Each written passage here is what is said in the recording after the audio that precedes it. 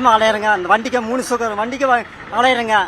எந்த நடவடிக்கை எடுக்க மாட்டாங்க. காவல்துறை எதுவுமே எதுவுமே எடுக்க மாட்டேங்கிறாங்க. சாப்பிட்டா போலிக்கிட்டா நான் இருக்கிறேன். நானும் வரத்துக்கு போகிறதுக்கு இப்போ வேலைக்கு போகிறதுக்கு ஒன்றும் முடியல. நானும் என்ன பண்ணுறதுன்னு நானும் யோசனை பண்ணிக்கிட்டே இருக்கிறேன். நானும் சாவலாமா இருக்கலாமா உழைக்கலாமா நானும் யோசனை பண்ணிக்கிட்டே இருக்கிறேன். ரெண்டும் இப்போ அலையிறேங்க சாமி. எந்த நடவடிக்கை எடுக்க மாட்டேங்கிறாங்க. என்ன பண்ணுறது கேட்டால் போய் ரட்டை வரும் வந்து திங்கக்கிழமை பெட்டிஷன் கொடுக்குற வேலை தான். எந்த நடவடிக்கை எடுக்க மாட்டாங்க. அதெல்லாம் கொடுத்தாச்சுங்க. அந்த அம்மா இருக்கிறபோது கொடுத்துக்கிட்டே இருக்கிறோம். எந்த நடவடிக்கை எடுக்க மாட்டேங்கிறாங்க. உதவியா இருக்கலாம். அது கூட கேட்டால் சண்டைக்கு வராங்க, அடிக்கிறது வராங்க. கேஸ் கொடு, நீ கேஸ் கொடு, நீ அங்கே கொடு இங்கே கொடுக்க சண்டைக்கு வராங்க. அதிகாரி என்ன பண்றாங்க, எனக்கு மாசமான அந்த இதெல்லாம் வரும், வரணும், ரட்டை வரும்.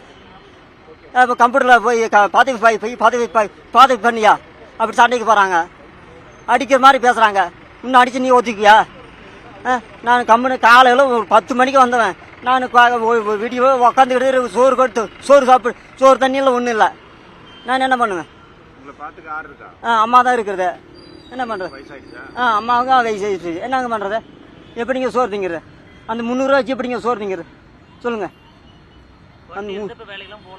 நாங்கள் இந்த ஏரி வேலைக்கு தான் போகிறாங்க சாமி. அந்த ஏரி அட்டை கூட கொடுக்க மாட்டேங்கிறாங்க.